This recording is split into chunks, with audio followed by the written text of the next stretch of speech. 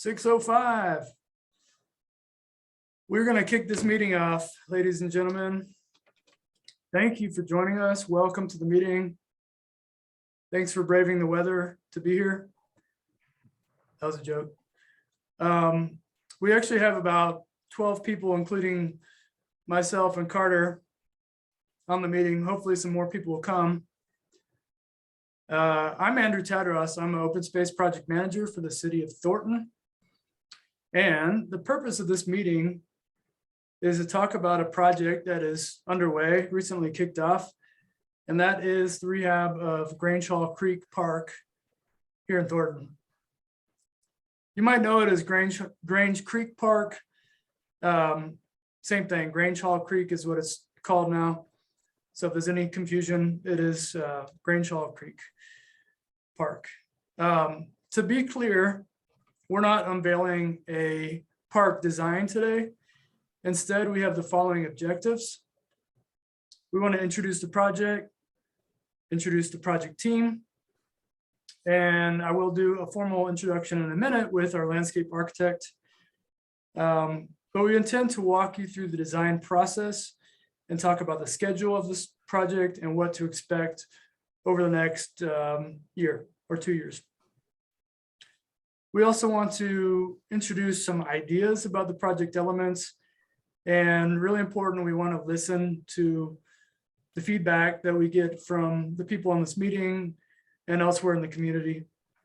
Our purpose is to try to understand the needs of the community and redevelop this park with a vision, a shared vision in mind that fits the community and its values. We don't want to impose something on the park that's not needed or wanted. We want to listen to all of you guys. If anybody needs closed caption, that should be enabled. If you're having a problem with that, maybe send a message to the chat, but it should be working because I can see the closed caption on my screen. Also, we're recording the meeting. Okay, let's do introductions. All right, that's me, Andrew Tadros on the top there. I'm with the city of Thornton and I'm managing this project. Our landscape architect is Carter Marshall with Design Concepts. And Carter, I appreciate you being here. Appreciate the work that you've put in thus far on the presentation and trying to understand our community. Great to be here. We're happy to have you on. I'm excited about the project. So my job for the city is to make sure that this project is executed successfully, on time, on budget. And Carter is a designer, and we're going to work together on this project for the next year or so, and hopefully produce something that people are very happy with. And before I get into how to ask questions, I just want you to know there's 10 people on this call, on this meeting. So let's keep it really informal. Just feel free to ask questions. I'm going to show you how to do that. At the bottom of your Zoom tab, you should see a Q&A, and you can click that and type in a question, and that question will be seen by the panelist, which is us. It won't be seen by anybody else. And for the purpose of keeping this kind of flowing, we're going to take the questions at the end. So you can write a question at any time, but we'll take it at the end. You can also write anything you want on the chat. So hopefully it's relevant and respectful. And you can also raise your hand. There's a button for that too at the bottom. So a little raise hand button. And at some point we'll make it so anybody that wants to talk live on the meeting can do that. We just want to make this as interactive as possible, just like a regular meeting. And okay, I'm going to talk about the agenda, project overview. So what we're going to talk about today, and I hope this takes about 40 minutes or less, but we're going to talk about the project overview, the goals. We're going to talk about the existing site and the context, what's there now, what we want to understand about it. We're going to talk about improvements. Where is the project money going to go to? What are we going to do here? Next steps is the schedule. And then we're going to take questions and answers and have a survey at the end. Good, let's move on. Okay, the project overview. So as you probably know, Grange Creek Park is located between Colorado Boulevard and 108th Avenue. It was built in 1985. It's, if my math is right, I think we're 37 years later. So it's time for a rehab of this park, a facelift. It's time to make some improvements. It is a 16-acre park, and it has a regional trail that passes through the park and connects beyond its borders. One of the main points of entry, egress, and entry and exit is the parking lot on 110th and Dahlia. There's about 35 spots there. I don't think this project is really going to touch the parking lot, so I don't see that situation changing. On the west side at Colorado Boulevard, there's an underpass that connects with the existing concrete trail, and that underpass connects right to Margaret Carpenter Park and open space. So you could almost think of it as one contiguous park. Of course, Colorado Boulevard is kind of a barrier, but it's a pretty easy barrier to navigate on a bike or on foot. And then to the south is the Riverdale Open Space and Prairie Dog Habitat, which is connected by a crosswalk. So you have more open space to the south. So it's kind of an integrated park with the trails. Also, if you look at this park, it's a Y shape.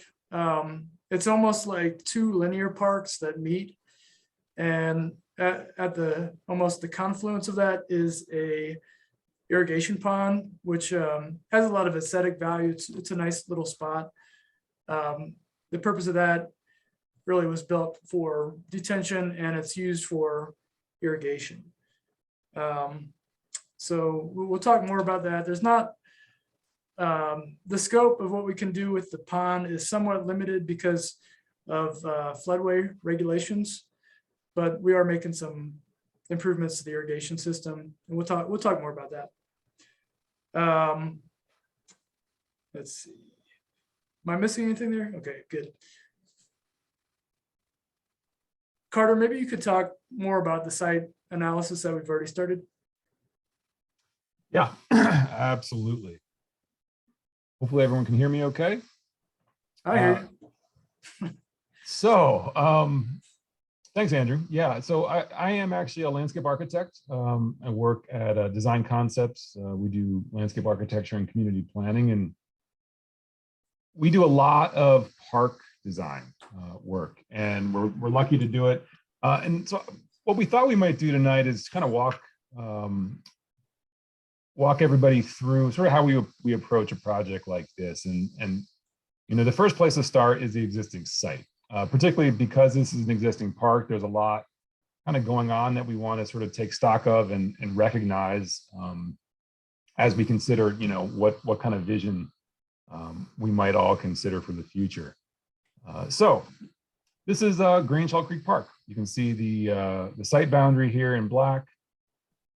I think the place to start is looking at access points. And this is sort of interesting because Grange Creek Park actually has 3 community access points, which is fairly unusual, particularly for a linear park like this.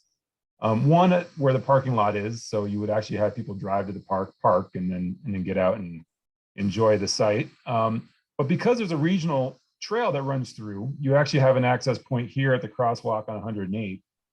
And then another one at the underpass here that Andrew pointed out under Colorado Boulevard. So for that reason, as much as anything, it does kind of increase sort of the value of this park to the park system in the city of Thornton. So kind of worth keeping that in mind It is a neighborhood park, and so toward that end, it does have formal access to the surrounding neighborhoods, particularly this neighborhood to the southeast, where there's a concrete trail and actually a bridge that spans the drainage way here. There's a drainage that runs downhill.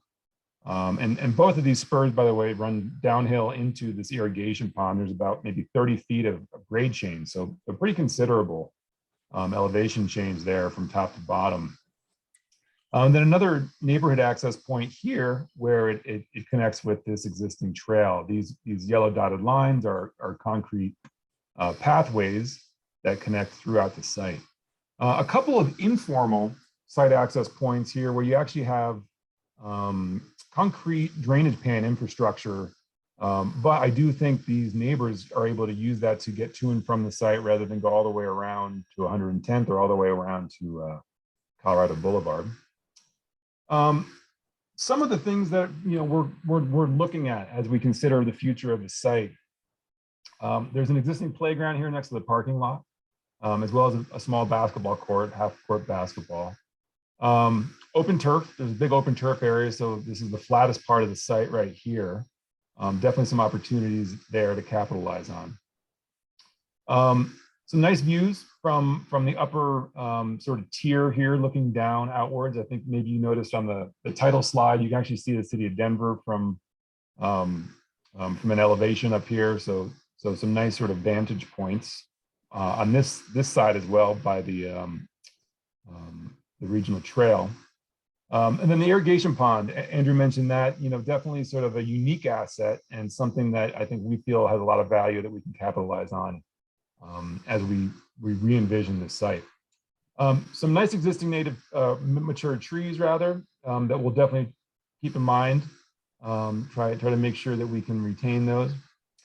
So the other sort of major piece we want to make sure you recognize here is these dashed blue lines here represent a FEMA regulated floodway. So associated with the Grange Creek corridor and sort of the watershed it connects to.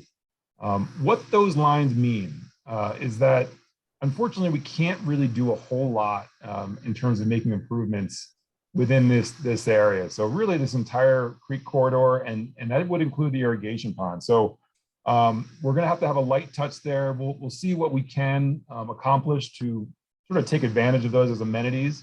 But that will certainly be a limitation and a constraint in our sort of design efforts.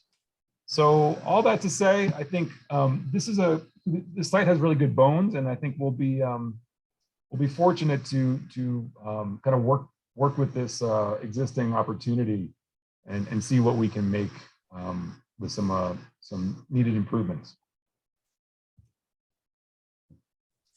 Here's some site photos that Andrew's going to talk to you a little bit.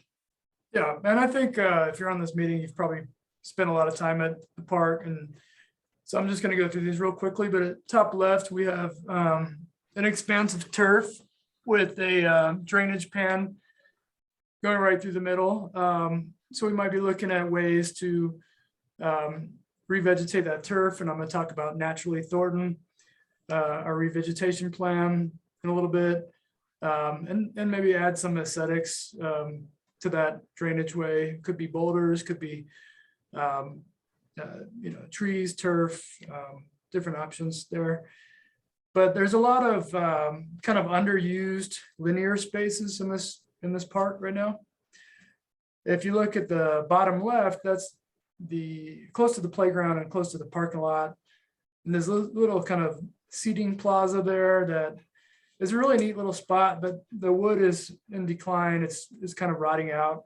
And so that area is going to be redesigned and replaced, but we're going to keep those massive cottonwood trees, and there's probably a few other honey locust trees there. But so we want to re-envision that area, but like Carter said, the park has good bones, and we want to keep what is valuable there.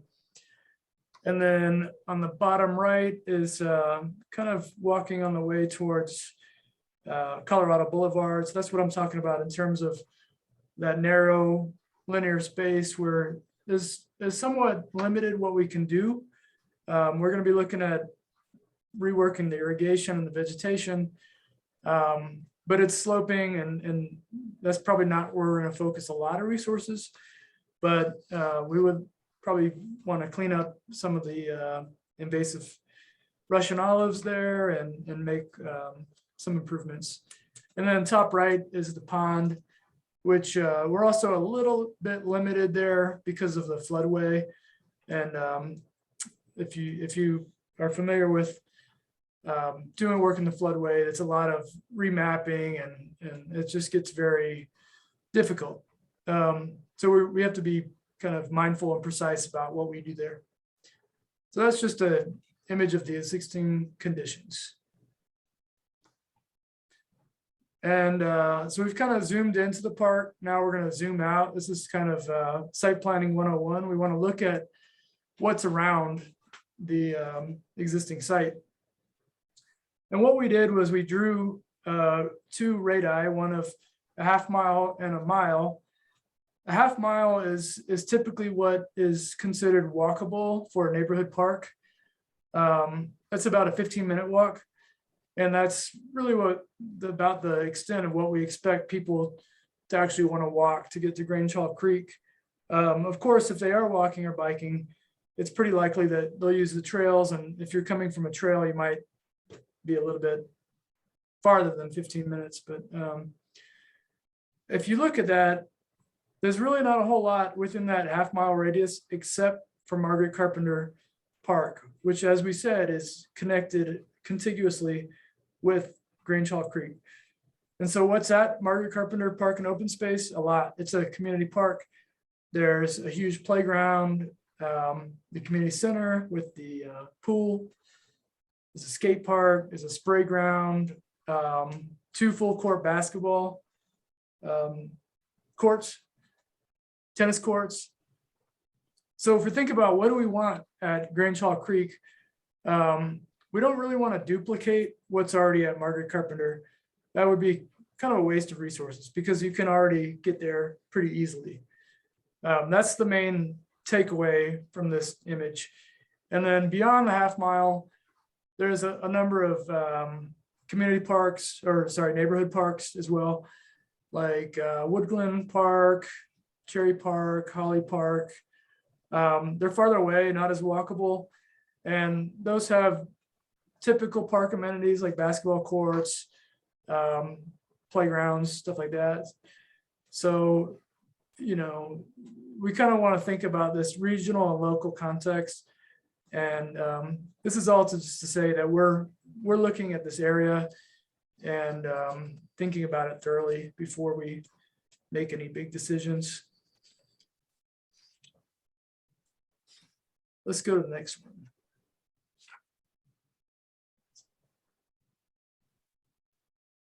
All right.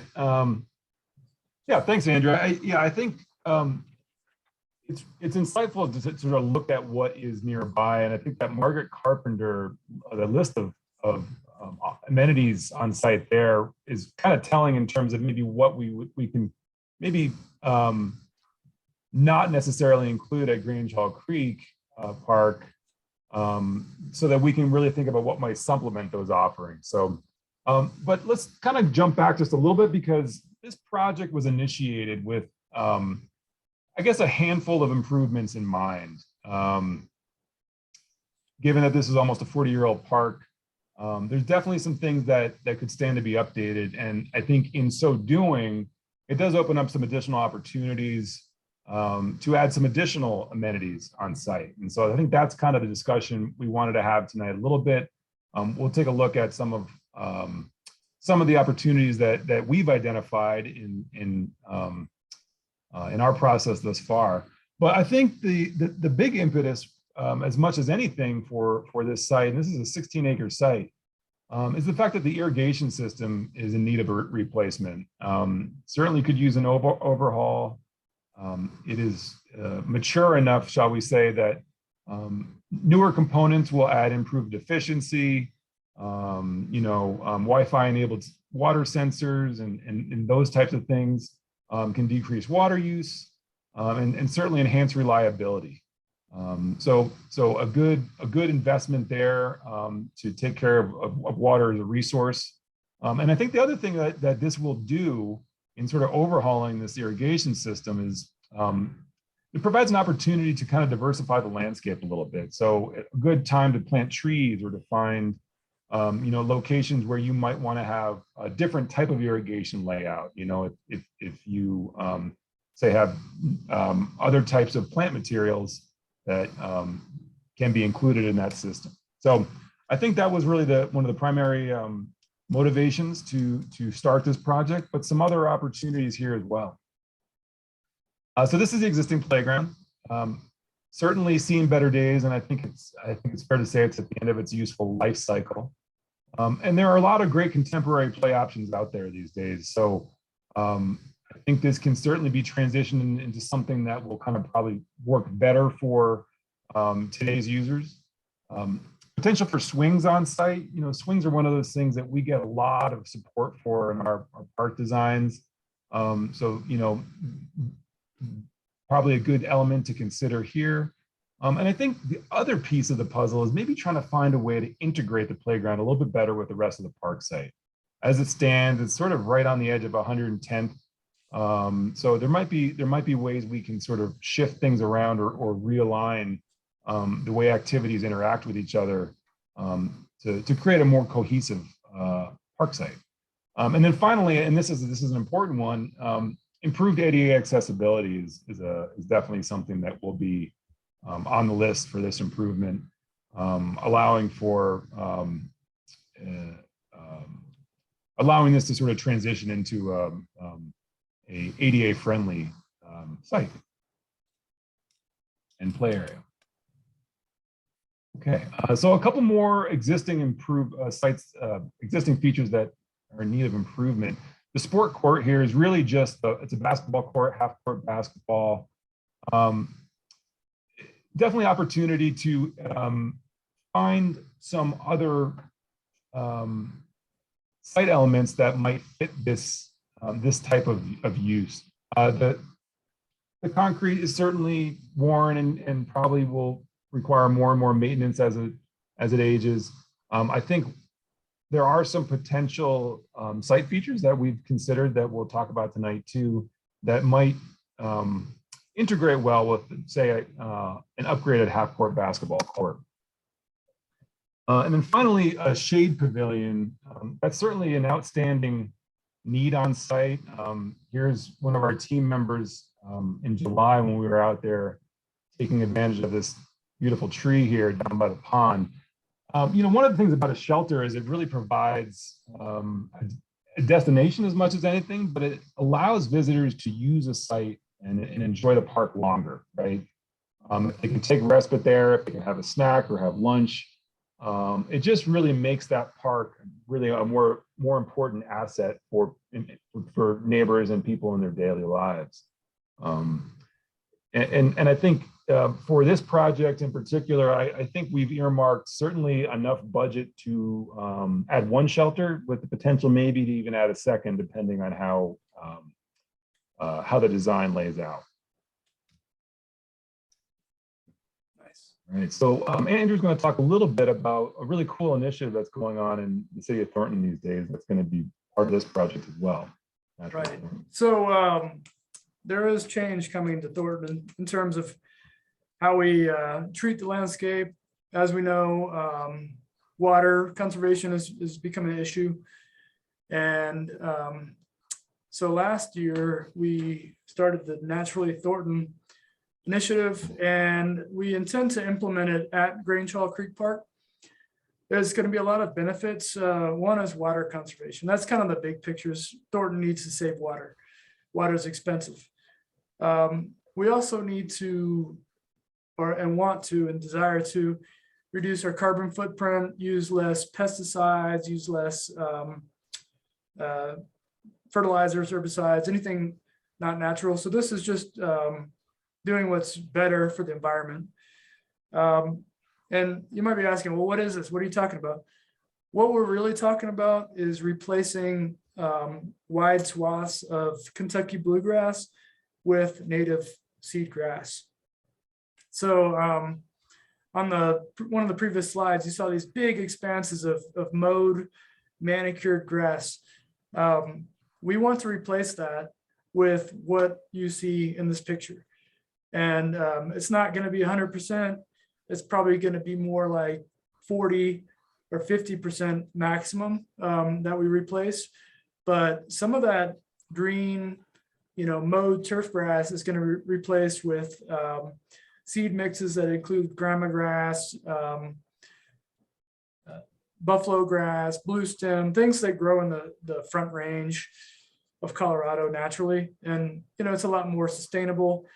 It takes less water, and it really provides a diversity of, plant types. So it's good for pollinators. There'll be more flowering that's going to happen there. And I think it really looks really cool, just a different color, different texture throughout the seasons. But it's new for some people. It might take a while to understand what the goal of that is. But from this picture, I think it can be done really well. And to tell you the truth, Thornton doesn't have a lot of experience with this quite yet. This is one of our first projects to really use it. But Carter, if you could kind of talk to some of the projects that you've done with native grass conversion. Yeah, it's definitely picking up speed these days on the Front Range and in Colorado. As water becomes certainly a more precious resource and less available. Yeah, we've definitely done this in the past. This is actually a project that we did many years ago called Elk Ridge Park, sort of south of Denver. I think what you can see here is sort of how lovely it can really look. In that it does provide sort of a variety of textures. It provides a nice contrast. So this is all the native grass area here. Nice contrast to the Kentucky bluegrass. It can also be, sort of treated in different ways. This little patch up front here is actually mowed native grass. And so, you can see it doesn't sort of have the same exact, emerald green color tone to it. But it can also, I think, function in various ways. Often what you see is you might have the adjacent areas next to a path, say, that are sort of mown into beauty strips, as they call them. So there are various ways to kind of treat this and manage it. But at the end of the day, it does save a ton of water and a ton of cost for maintenance teams. And so I as landscape architects, we applaud Thornton for taking this on, and we think this is a great project to push forward with this Naturally Thornton initiative. It also, Carter, doesn't it also kind of concentrate the activities in certain areas? So, there doesn't need to be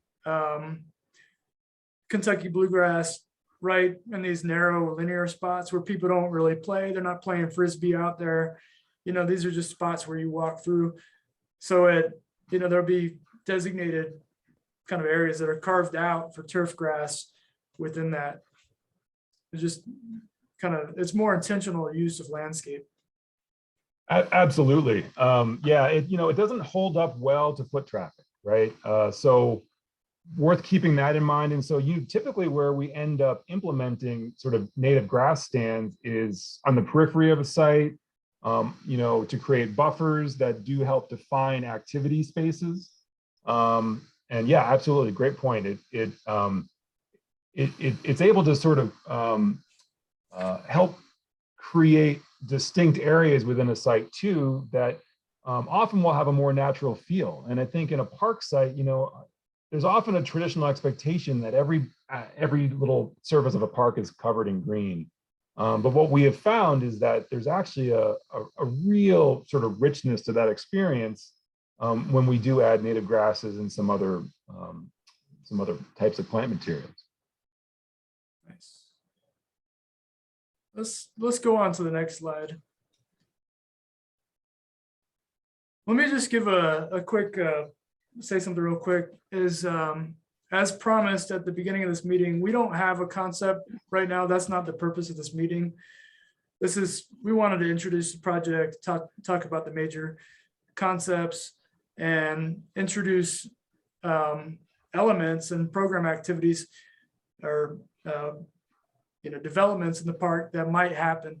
So Carter is going to take us through these different elements, hopefully rather quickly. We're not going to spend too much time on them, but we really want you to think about these and give us feedback either at this meeting, through the survey. You can email me, but we really want to know what people want. People might not want they might not want a disc golf feature there, or a climbing feature, or pickleball or basketball, or they might really want something. That is to say, I would love feedback, and so it can kind of help us make decisions. So take it away. All right. Yeah, absolutely. So just to kind of preface this this section of the presentation, yeah, we'll move through this pretty quickly. But this list of potential site elements it was developed in part with sort of the initial impetus of this project. We talked about, upgrading the playground, the shade shelter basketball, but also looking again at sort of what was at Margaret Carpenter Park and what could be added here at Grange Hall Creek Park to complement those amenities. Additionally, I think there are some things that we decided to sort of throw into the mix as a design team that we felt would really probably lend themselves well to this project and to the Grange Hall Creek Park site.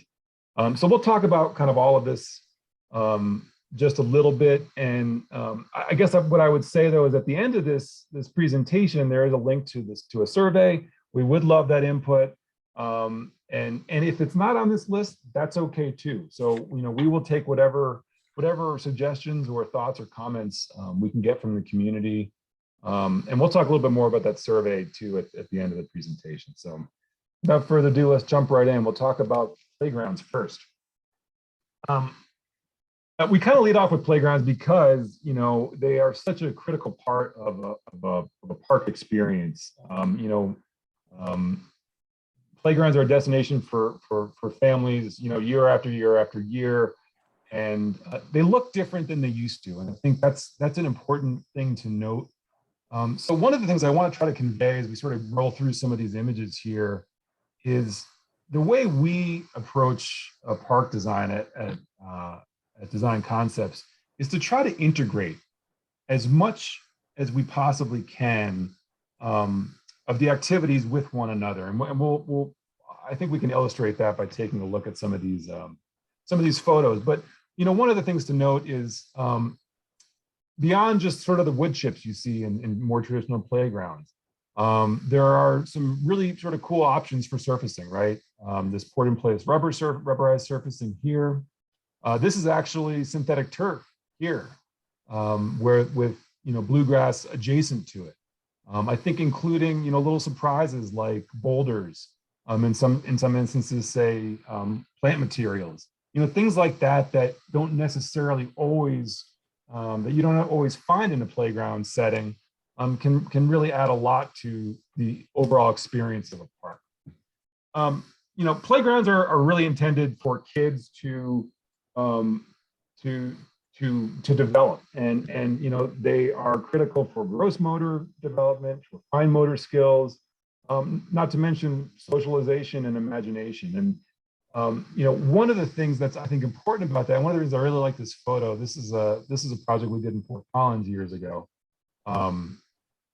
is mom and dad sitting here just kind of watching, and I think you can tell there's a connection here. The little girl feels safe because she knows that they're comfortable sitting, on this sort of stone-tiered wall at the edge of the playground, and mom and dad are far enough out of the way that she has some independence to explore and nurture her development. So I think that's an important piece, that there is this sort of connection between the playground and whatever else is going on elsewhere on the site.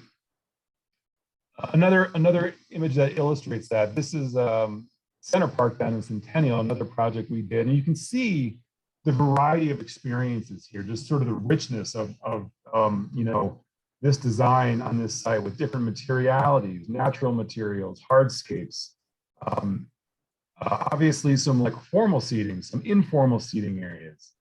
All of these things sort of come together in an integrated way to kind of create a holistic experience. And so that's, as much as anything, what I want to try to convey with some of these images today.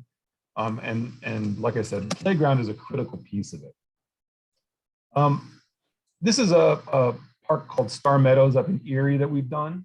And what I want to kind of showcase here is how you can have these really contemporary pieces of equipment that somehow actually fit a site. And it really depends on, I think, recognizing the unique dynamics of every project.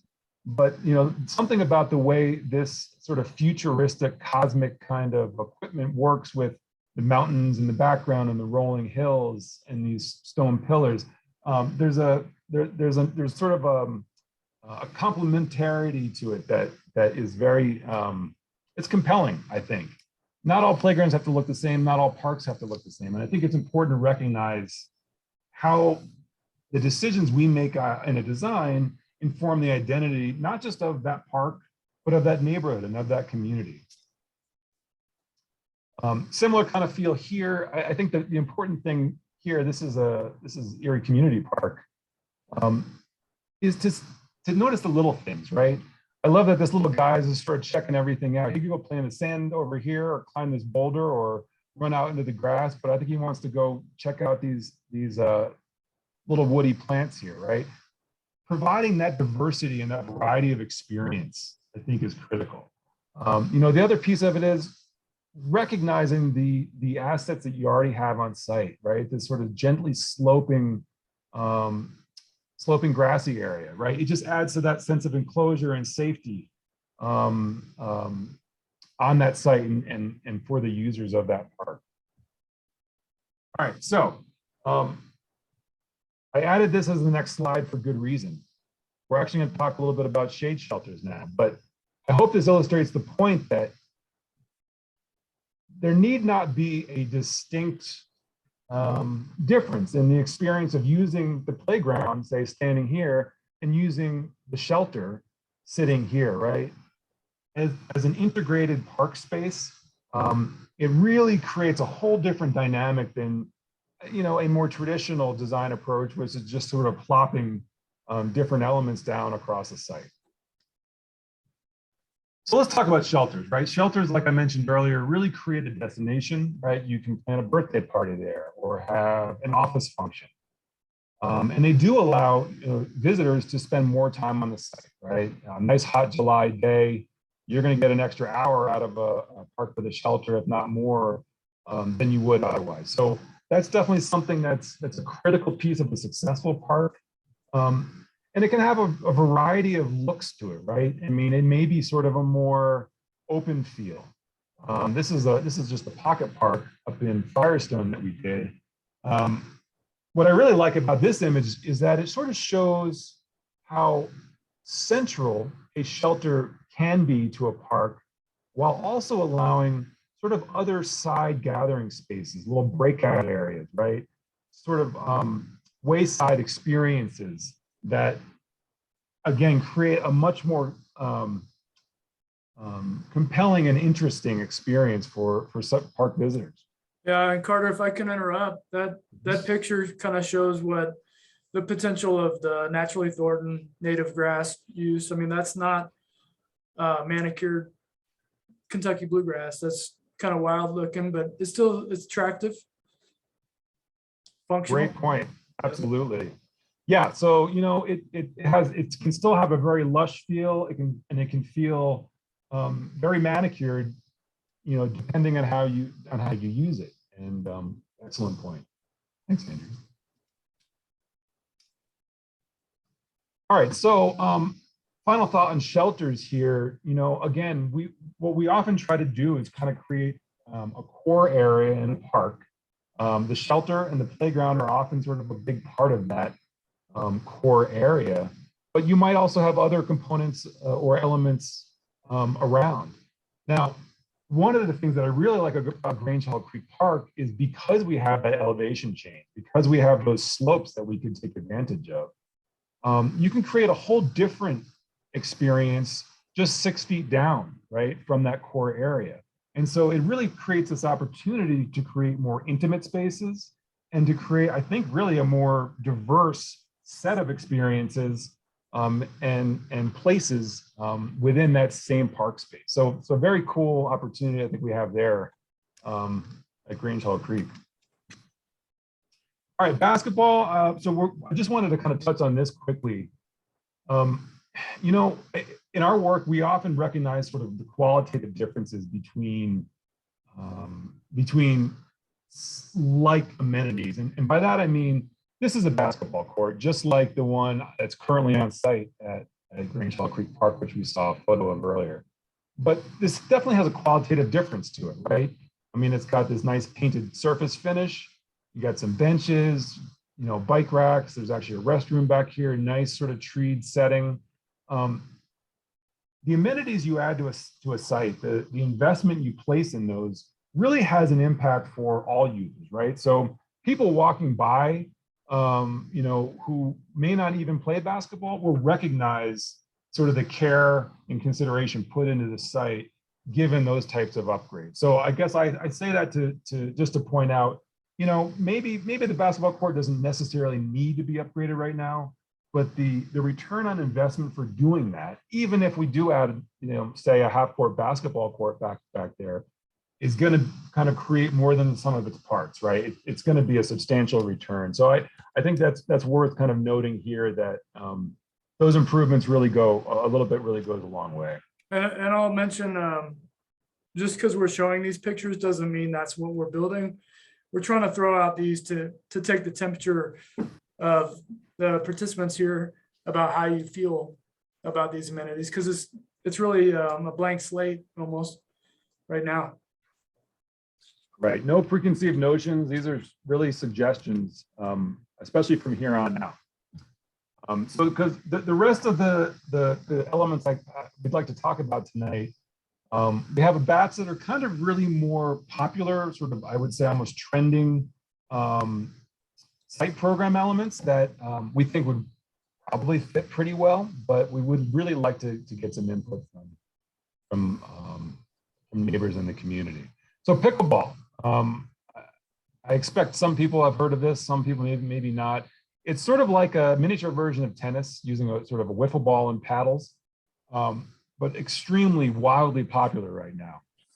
It's great for all age groups, and it's actually particularly popular among older demographics for various reasons. It helps them get outside, it's fun, and it's, you know, it really improves health and wellness. So there would certainly be, I think, an opportunity at Grange for pickleball. Similarly, five-a-side soccer. You know, this is actually from Sky Park on the other side of town in the city of Thornton. Really cool opportunity too for to use a small space for a pretty unique use. This is a walled enclosure with goals on either end, synthetic turf surfacing. And it's perfect for five-on-five soccer games. So it's similar to a basketball court in that way. It's actually about the same size. So, you know, you can kind of think of them compatibly. And, you know, as you start to envision the potential, you know, if you have a soccer pitch is what they call it, you know, with maybe a half-court basketball and maybe pickleball, you can imagine the variety of, you know, the multi-generational use and, you know, the sort of overlapping of different types of users you might find there. So I think there's a lot of, there are some very good reasons to consider creating these various opportunities on one site. Similarly, disc golf. I was at a meeting earlier this week where I learned that disc golf play is up, you know, somewhere between like 15 and 20 times from where it was just 5 years ago. And I think there's good reason for that too. You know, particularly with the pandemic, It gets people outside. It's something you can do in a group, so it's social. And you're walking from one hole to another, so to speak. So it's sort of definitely a healthy activity. Um, I will say Grange Hall Creek Park, probably not going to get a 9-hole, definitely not going to get an 18-hole course in there. But in terms of, the potential for a couple practice baskets or maybe even a 3-hole course, I think there's definitely some good potential there that we would consider if there's interest. Climbing. Being Colorado, there's certainly, some serious rock climbers in this part of the world. What we're talking about really is more what we're seeing here, kind of a more of like a feature you might actually see in the playground. But what's interesting about it is these are actually kind of out of the box vendor products that you can get and install just like you would playground equipment. And what's really nice about these types of features is you have very technical climbing problems on this side, whereas over here you have pitches that are more intended for kids and all abilities. So it kind of creates an opportunity not just for little people but for big people too. Again, trying to really integrate the site and the users and how people use the site together. So I think all of those are kind of great opportunities, things that we have seen done here and there, and things that are definitely picking up some steam in terms of how popular they are among users in Colorado and elsewhere. So we thought we would include those in this little presentation. So a few things I want to talk about that would be maybe more sideshows, if you will. But definitely, I think important to include as a part of that integrated holistic vision. So let's talk first about nature play. Nature play is definitely a sort of a buzzword these days. It refers to using natural materials, say stone and wood primarily, to create opportunities for play, discovery, and exploration. And so, here for this photo, what you see is cut stone with some natural faces that, create this little bridge and tunnel effect. This one is a massive hickory tree that's on a much larger sort of nature play space up here in Lafayette, where our office is, Design Concepts. But it doesn't have to be that large a scale either, right? Like I said, a little bit goes a long way, and you can just throw a couple boulders in the ground with some stumps and some logs, that you pulled out of Niagara open space, and voila, you have this experience. And I think it's worth noting, there have been lots of studies on nature play and exposing children to nature, and all sorts of benefits in terms of emotional and social and cognitive, but also in terms of the economic impacts and the environmental impacts. So a lot to recommend these sort of side pockets of nature play.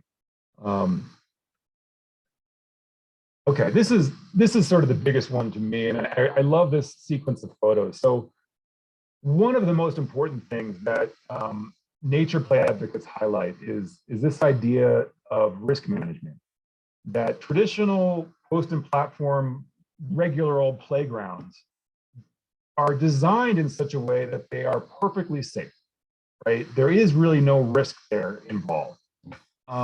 Well, with natural materials, you just don't have that level of control. And so what you find in nature play spaces is that kids have to actually, and in some cases for the first time in their lives, assess and manage their own risk. And I snapped these two photos at a grand opening for the Nature Kids Discovery Zone, which is that big nature play area I discussed just a moment ago. And I just caught this girl at the right time, and you can just see the wheels turning in there, and she's looking down at this rock that she has to jump down to, and you can tell she's figuring out, can I do that? Should I do that? I'm going to do that. And then she does it. And I just think it really sort of highlights that aspect of nature play spaces, how they inherently kind of create this host of benefits, but risk management really being one of them. So I like to include that in these types of presentations. All right, so let's shift just a little bit as we kind of wrap up here and get toward a Q&A. One of the things that I think we're seeing more and more, and I think, again, this was maybe driven by the pandemic, is some backyard activities shifting, migrating into public park spaces. And so these are actually bag toss courts that are, permanent concrete, cast concrete holes that are set up for just that purpose, right? You throw your bean bags in your backpack and head off to the park, and that's already waiting for you. Or pine cones, Carter. Pine cones work too. You don't have bags, use a pine cone. I think there's some pine trees on site at Grange. Similarly, ping pong, right? I mean, these types of amenities, you can go to the dollar store and buy a bag of ping pong balls and some paddles, right? You throw those in your backpack and all of a sudden you just bought yourself another hour of recreation. And then finally, court games. These are things that you often see on the school playground, right? I mean, I'm talking like hopscotch or Foursquare. My kid loves Foursquare. A few stripes of paint and you can really add to that experience. And so, certainly nothing etched in stone here. These are just ideas that we've had, but let me finish the discussion talking about paths and trails, seating and sort of picnic areas, because these are kind of givens, I think, that you expect when you come to a park site. But we really like to think about them, I don't know if they're in unique ways, but in ways, again, that really help to create a richer experience that ties in with a more holistic vision. So, I think understanding you have varieties of users who are there for different reasons, of different ages and abilities, and that there should be a way to accommodate everybody who comes to a site in terms of getting them from point A to point B. Typically, that's going to be, sort of what you're seeing here, a concrete pathway, maybe 6 or 8 feet that allows for, comfortable travel for folks to sort of pass one another along the way. But there's a whole nother way of thinking about this. And we like to think about it in terms of hierarchies of trail connections, right? Or pathways. One being, that sort of primary spine path to get from point A to point B that everyone can use. But, maybe you also have some soft surface pathways or trails, right? That are, say, 3 or 4 feet and take you off on just a little bit more scenic route to get between two areas of a park. Or you might even have a little single track area, right? Where kids can kind of run off and do their own thing and then come back to mom and dad on the main path. So I think adding that into the equation really does add a lot to a project. And I think it's certainly something, particularly when you think about native grass areas like these, that it adds access to areas that would otherwise be inaccessible. Like I mentioned, those native grass areas don't tolerate foot traffic a whole lot. But with paths through and around them, then you add a whole different sort of experience from your typical bluegrass concrete walking area. All right, and then finally, seating and picnic areas. So this is your sort of prototypical park bench shot, right? It's under a tree. It's kind of that almost traditional sort of park bench look. Same with this, a picnic table plopped down next to a tree with a trash can. And a lot of parks are designed that way. We think it's important to, again, look at where you're siting things and trying to do it in a way that will add sort of unexpected uses, right? So instead of putting a bench, maybe seat holders are a good way to go. Where you can stand on them, you can lean on them, you can tie your shoe on them, but also using them to define this space to kind of create a separate sort of offset area where then when you have your lunch or your picnic, you're able to watch the comings and goings along the trail, right? You're able to see the birds swoop down over the creek here, right? Or you can listen to the rustling of the leaves and the willows here. So all of those things, right, can and should come into play when you're trying to figure out, where to site seating and picnic areas. Similarly, giving people something to look at. I think the pond at Grange Creek Park is a great example of this, right? If you're going to locate a park bench, make sure the folks who use it have something they can check out while they're sitting there and enjoying their day. And let's say all the park benches are taken. Well, create some other opportunities, right? People aren't that formal, right? So seat walls, or again, just a couple of seat or even landscape holders can serve the purpose. And like I mentioned, the grade change, the elevation change, the gentle slopes at Grange really could lend themselves to more informal seating opportunities. I can certainly see my kid rolling down this hill. We try to build in surprises, and I think that's really my point. What can we do to add that extra level of detail that really makes this a park that people want to come back to over and over again, bring their families, bring their friends, and tell everybody about it. So, with that concludes all the photo imagery we wanted to show. I'm going to throw it back to you, Andrew, to kind of talk a little bit about next steps, and then we'd be excited to take whatever questions you all might have. Thanks. I appreciate it. That was good discussion of, the kind of design process and what goes into that. And today's March 9th, we're having our meeting. We're going to introduce a survey today and keep that open for a couple weeks, and then take a look at what people said and respond to that. And after that, it's about 6 or 7 months of design that design concepts will be doing. That's AutoCAD and details and topography and all of the big work that goes into creating construction documents. We expect that to be completed in the fall, and then we'll get it out to bid at probably the beginning of 2023. And then it's going to take probably at least half a year of construction. So we're projecting fall 2023 to be done.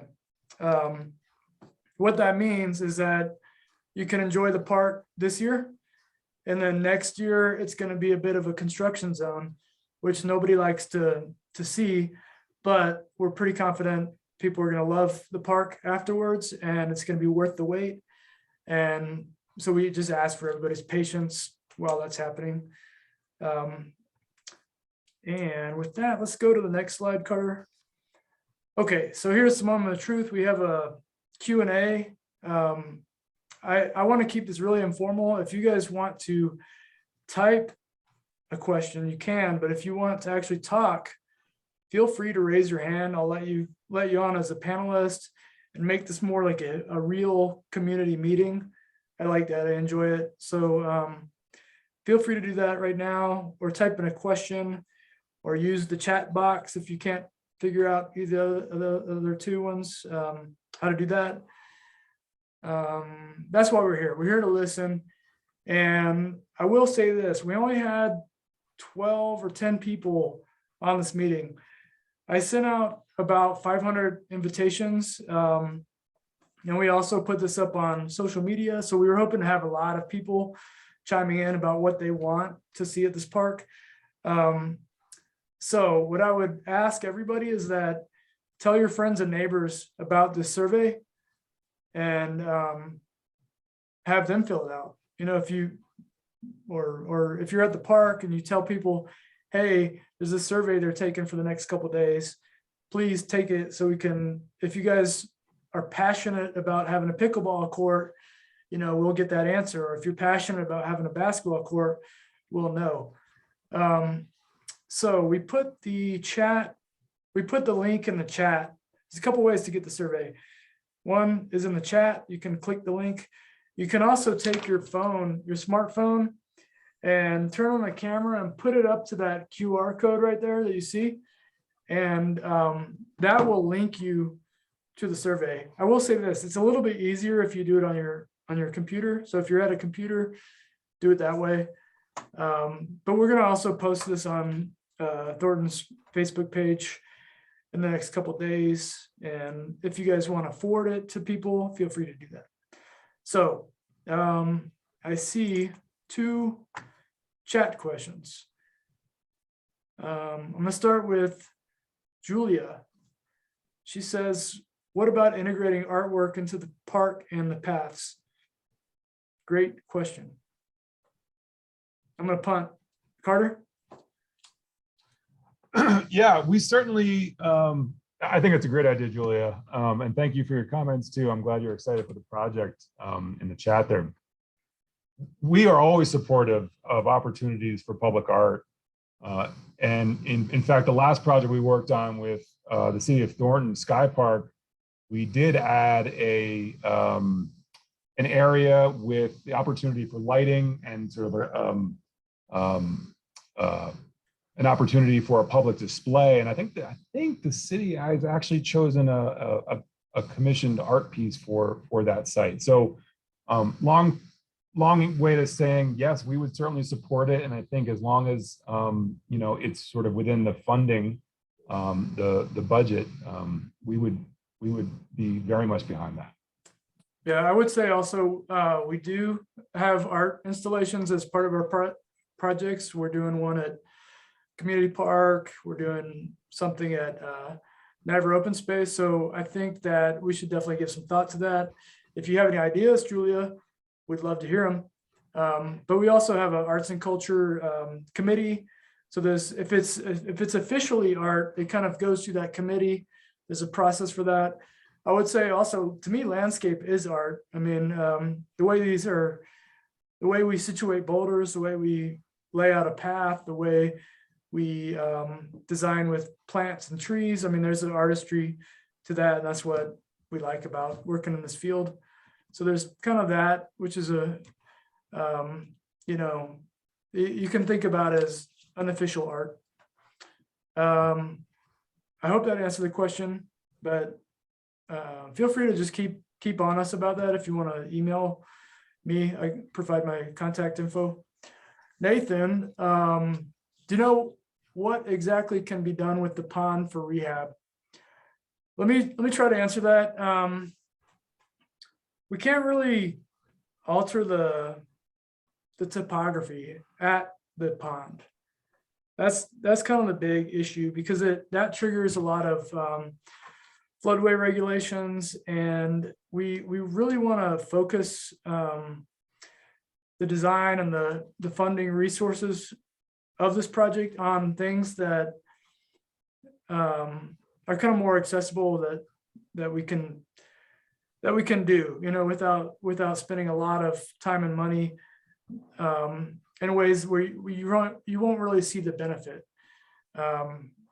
That's kind of a way of saying that we don't expect to change the pond a whole lot, but kind of behind the scenes, we're doing some work with water resources. We're going to be upgrading the irrigation, and it's a pond fed irrigation system.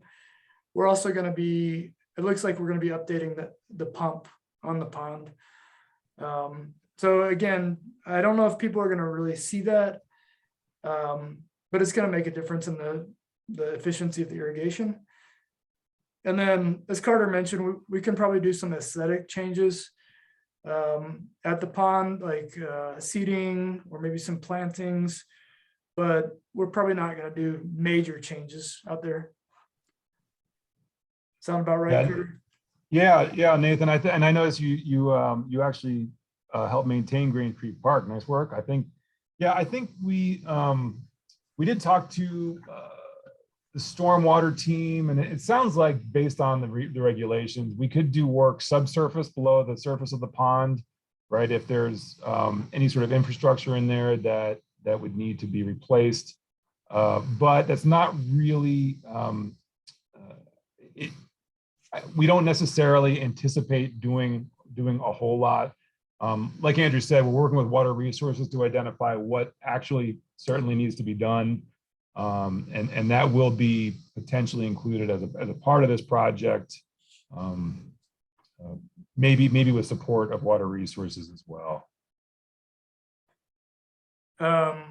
Thanks, Carter. One more question from Tony.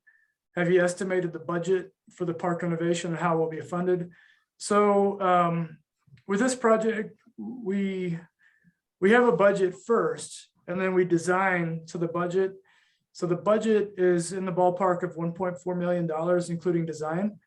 It also includes the irrigation system. So it's a whole new irrigation system, and that's a big part of the budget. So as much as we want to see, money spent on amenities, irrigation is kind of one of those unseen amenities. That's what keeps our landscape attractive. So that's a big part of it, but money that's left over after that is going to be used for sport court, playground, shade shelter, benches, trees, boulders, ping pong, whatever we decide that's needed. So I hope that answered that. Keep them coming. Keep the Q&A coming. I'm gonna get Marilee on here to ask a question. Sure. Yeah, I can't type that fast to put my questions down, but and I think I have several thoughts that are almost random. When you talk about naturally Thornton, and I think about some of that tall grass, and I see how the park is being used. Whenever I go, a lot of people are walking their dogs through on the path. I've seen that certain grasses can actually harm animals, where the seed heads can get into the animal's skin, or you have to be very careful anyhow with your animal if you end up if they end up walking through the grass. So I don't know if people will be educated on that, or if that's going to be off limits to dogs. And I guess that's what I mean, I really see a lot of dogs being walked there, so I didn't know how that will be integrated with, other people running all over the place and having their playgrounds happening and things like that. That was just one comment. And I'm just going to randomly kind of go off on different things. That just what I notice how the park has been used, like when we have fireworks, a lot of people hang out at that park to watch the fireworks that are going on over at Margaret Carpenter. So, having a lot of nice open space without views being blocked, when you have the fireworks, I think, is something to consider, how that park is being used. And then, when you are doing your construction, it actually is an area where people pass through. They really use those paths to go get from one place to the other. Will the pathways actually be blocked while you're doing your work? And then finally, that pond, I've lived in Thornton for, I guess, almost 30 years, and I'm in the Grange Creek neighborhood. We used to have this beautiful, beautiful willow tree that was on that island. And I know people would come from all over to get their senior pictures taken underneath the willow tree. I mean, it was beautiful. And I never understood why that was taken down. And you tried to plant a tree and it just died there. And so it was just a wonderful sight. And other things that I've seen people use the park for is some kind of a model car group. They would take their little remote control cars and they go over all the rocks going down towards the pond. And I guess it was some kind of a competition or something like that. So these are just things that I've seen how the park's been used. And, there's something that is enjoyable about some of the openness and passiveness and not being overly programmed about that space. It's just a place to breathe. And so, sometimes having too much stuff can be intrusive. I don't know. Thank you, Marilee. All of those are good points. I love what you just said, a place to breathe. Yeah, we don't want to over program the park. Absolutely not. I mean, and that's kind of almost impossible to do because because of the shape of the park, there's a lot of areas that we can't develop amenities, and we don't want to develop amenities. We want to keep that pond a very kind of natural space, unprogrammed, just a place to relax, as well as a lot of the linear spaces. And so I don't think we want to change the footprint too much of what's built. We just want to mainly replace and improve on, but not, we definitely don't want to cram it up. So Carter, keep that in mind when we get into site planning. The other thing that I just thought about too is, it's a nice, school buses stop along on 108th. And so kids hang out, right around that area. And it's kind of fun, see people hanging out there, but almost taking consideration, some of the activities that go on close to that park, and what could be maybe something that might not be great for them, or might be too much of a distraction, or might be a wonderful respite as well for both parents waiting to pick up their kids at the school bus, and kids hanging out for the school bus and walking there to get to the school bus. Just another thought of how the park is used. And then someone said they actually, I saw they go fishing at the pond. So some people find that there are, some fish there, and they have fun just fishing. So that was another thing that I know how people use. And finally, I found that out through Nextdoor. So I don't know if you actually advertise anything on the app Nextdoor, because there's actually a community called Grange Hall Creek neighborhood. And that would be a place to put up the survey. Yeah, that's a great idea. We'll be putting it out next week, and I go through my communications department to do that. So we'll definitely try to get it on the Nextdoor for Grange Creek neighborhood. Fishing, yes, people do enjoy fishing out there. I don't think we stock it with fish, but I think somehow they've gotten in there, and there's kind of enough to support a little bit of recreational fishing. And of course the birds enjoy the fish too. As far as your question, Marilee, about path, we don't intend to change the circulation a whole lot. I don't think really that was in the plans. So I think the concrete path will stay open. We typically try to keep those regional trails open because we know people commute on those trails. And so even if we're doing revegetation or construction, we'll work with the contractors to make sure they're open. I think you asked about grass and dogs getting in there. I could see where, they could get some little burrs and critters on them, but that's kind of part and parcel for native grass. I would say, if people don't want their dogs to get in there, they might want to keep them on a leash. And then, I appreciate what you said about the model cars and the kids hanging out at the bus stops. That adds a layer of information about how people use it, and also letting people know on Nextdoor. All those are great points. And I want to let another person raise their hand and let Carter talk if he wants to say some other things. But before that, I wanted to clarify the budget. I don't think I answered that entirely. It looks like our budget is closer to 2.9 million. Tony, on your question, I just misspoke. So the good news is we have more money, and this project is funded through capital improvements, and we also received an Adams County grant to help pay for that. So thanks for letting me re-clarify that. And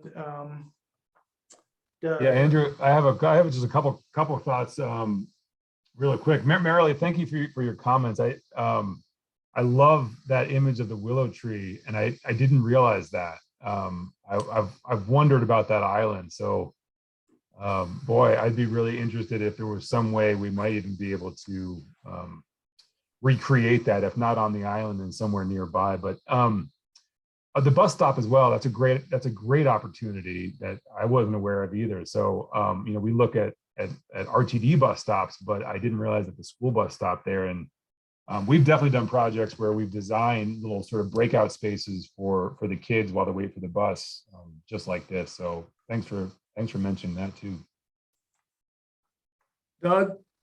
Doug Storm. Yes. Hi, Doug. Hi, hello. I just had a quick question. I was wondering if there was any plans for any additional or upgraded lighting throughout that park. There's some there now, but a whole lot of dark spaces, you know, especially in the wintertime. We still have, you know, 3 or 4 hours before the park actually closes. It gets kind of shady there, you know, at night.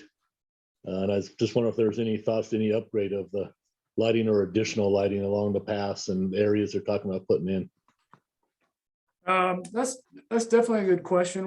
To be honest, we've kind of been sitting on the fence about that one, and at this point, it's not really the priority. And we're looking at number 1, irrigation replacement, 2, playground, sport court, other amenities. But if it seems that there is substantial demand for lighting, I think we'll take it into consideration, and we might need to maybe find more money for that. And I think what you're talking about is not just new lighting fixtures, but more lighting fixtures. Well, I mean, more or upgrading the fixtures that are there. Yeah, Those can be upgraded to brighter, you know, LED type functions on them. yeah, To get rid of some of the darker areas, because that path especially is used a lot for walking dogs, and like I say, there's still, you know, 3 or 4 hours of time to use that park after the sun goes down. Mhm. And part of the problem in that park lately, I mean, I've lived on the west side of it for about 18, 20 years now, and it's getting a little shady over there now, to actually be out in that park after it gets, you know, dark or dusk. So you're worried about security? Is that what you're saying? It's like shady? Yeah, that's been a concern of mine here lately in the last few Yeah. years. It's just it's almost to the point where you really don't want to use it at dusk time, really, or a little any time after that.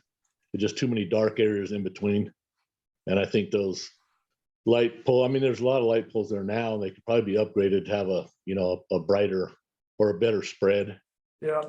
throughout that path. That was just my concern. I do know that with the shelter, which is something that we're pretty confident that we're going to build, the shelter would have a light. So there's that. But I'm interested in what you're saying, and I think we should talk about it.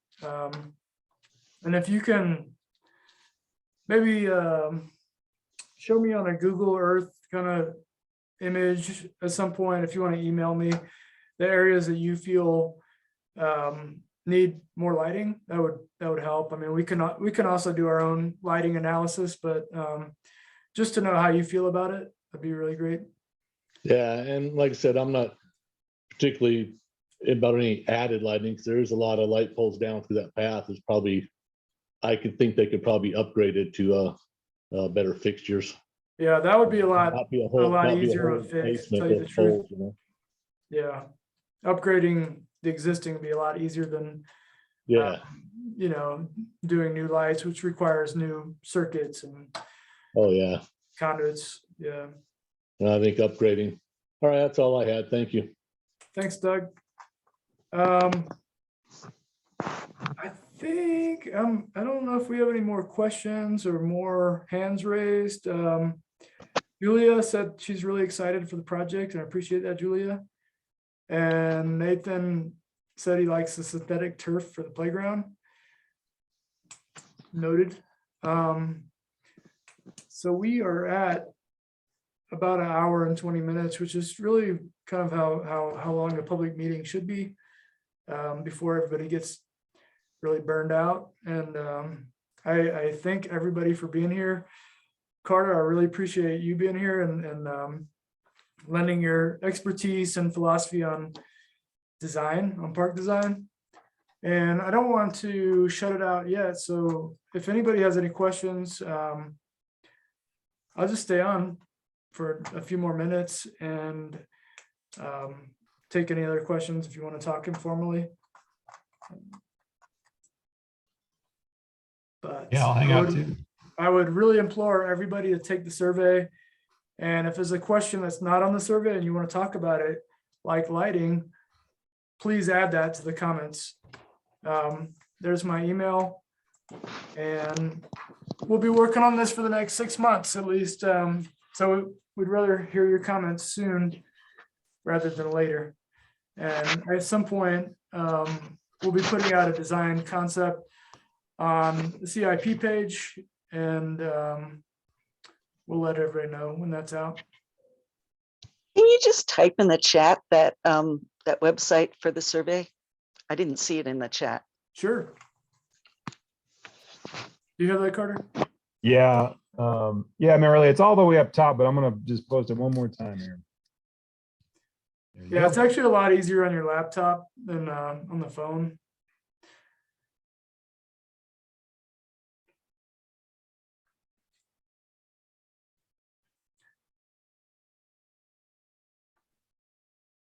Yeah, I would just say that anybody that you know that lives in the community, try to get them to take the survey, because if we don't really hear back from people, then we'll make our best decisions as we can, but we really want to base this on the community's wishes. Tell your friends.